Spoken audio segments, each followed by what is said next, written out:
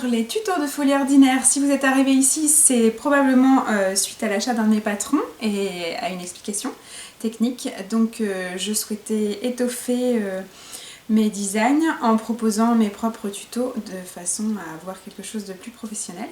Et donc vous voici avec moi aujourd'hui.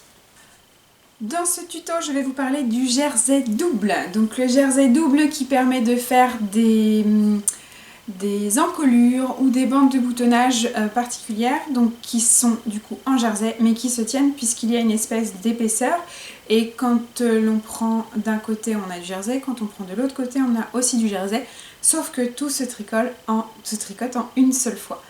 Donc le principe c'est des mailles endroits et des mailles glissées d'une certaine façon pour ensuite arriver à avoir un rendu assez élastique et en même temps moelleux, épais, épais en fonction aussi de votre laine, et faire ainsi de jolies finitions.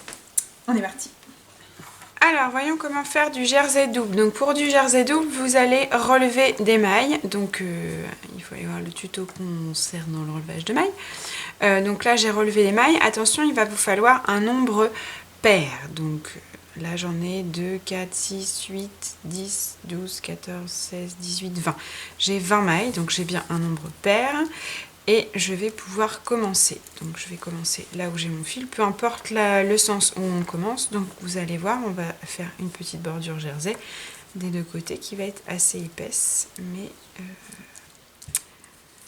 assez confortable. Donc on commence en prenant la première maille et on la tricote à l'endroit. Ensuite, on va passer notre filet derrière, on va le passer devant, on va glisser la maille suivante et on va repasser le fil derrière. Ensuite, une à l'endroit, une maille glissée avec le fil devant et on repasse derrière. Une maille endroit, fil devant, je glisse et voilà, une maille endroit, je passe mon fil devant, je glisse ma maille et je repasse derrière. Une maille endroit,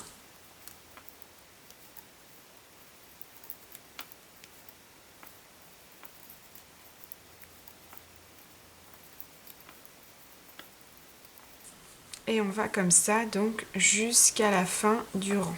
Donc logiquement, si vous avez bien un nombre pair, vous finissez avec une maille glissée. Donc là, on a fait le premier rang endroit d'une face de jersey. En fait, dans le jersey double, vous allez tricoter une maille sur deux et faire du coup le jersey face à vous. Et après, quand on tourne, vous allez faire le contraire. Vous allez toujours faire une maille sur deux et c'est exactement le même rang, comme on a un nombre pair. Et par contre, cette fois-ci, vous allez faire le jersey qui est toujours face à vous. Donc là, le jersey de l'endroit de mon ouvrage, alors que juste avant, j'ai fait le jersey de l'envers de mon ouvrage. Et donc, une fois qu'on a tourné, on recommence avec une maille endroit.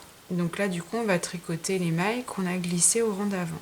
Et on glisse les mailles qu'on a tricotées à l'endroit. Donc là, une maille endroit, je passe devant, je glisse, je passe derrière.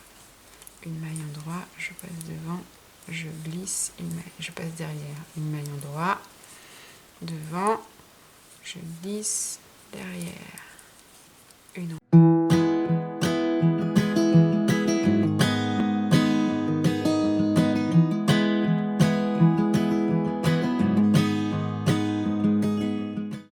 et on finit bien par une maille glissée. Et voilà, donc là on a fait deux rangs, donc on a commencé notre jersey double des deux côtés. Alors je vais continuer un petit peu et on se retrouve après pour le résultat. Alors voilà, j'ai fait quelques rangs de jersey, donc je ne sais pas si on se rend compte, mais c'est assez épais. Et donc si on regarde l'endroit, on voit du jersey. Et si on regarde l'envers, on a aussi du jersey.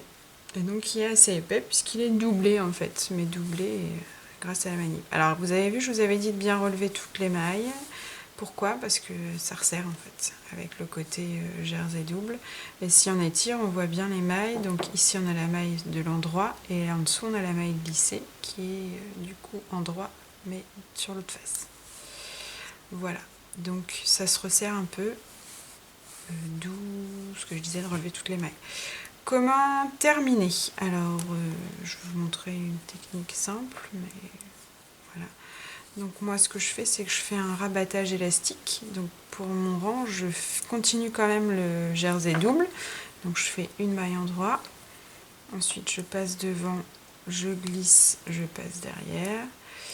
Et là, je vais tricoter les 2 mailles ici ensemble. Si j'arrive à les prendre parce que c'est pas trop serré. Là, je les prends ensemble, j'enroule et voilà. Ensuite, une maille en droit. Je prends les 2 ensemble, mon aiguille devant, j'enroule et je repasse par-dessus. Hop.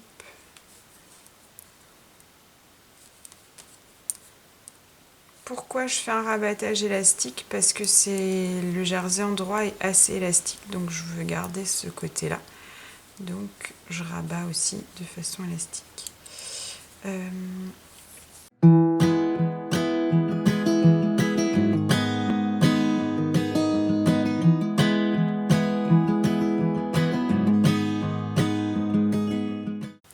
Alors je remontre une fois le rabattage élastique. Hop, on voit bien là que ça se détend. Alors on fait une maille à l'endroit et là ensuite vous allez piquer, tricoter les 2 ensemble et du coup j'en ai plus qu'une au lieu de 2. Après j'ai ma maille glissée, je repasse derrière mon fil et pareil je prends les 2 que je tricote ensemble, une maille en droit, les 2 ensemble, hop, j'ai raté, les 2 ensemble, hop là.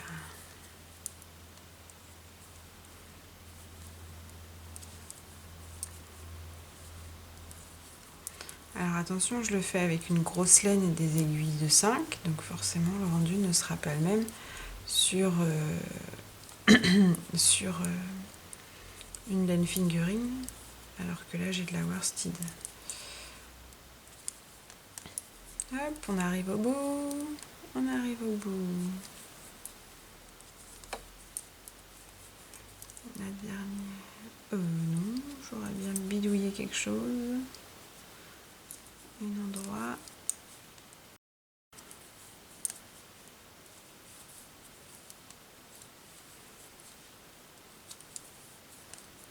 Et voilà. Je coupe, je repasse pour faire une boucle. Et voilà. Alors vous avez vu le fait d'avoir fait un rabattage élastique, donc là c'est pas propre, hein, je vous rassure, avec le blocage ça s'uniformise un peu et encore une fois c'est une grosse laine. Avec le rabattage élastique ça détend un petit peu tout ça, donc on a bien le côté jersey des 2 côtés. Hop, souvent c'est une encolure ou une boutonnière qui va bien se tenir et qui fait un joli fini. Hop. Alors on peut faire aussi un rabattage simple, mais il faut bien faire attention de ne pas trop serrer parce qu'on perdrait le côté un peu élastique. Voilà pour ça.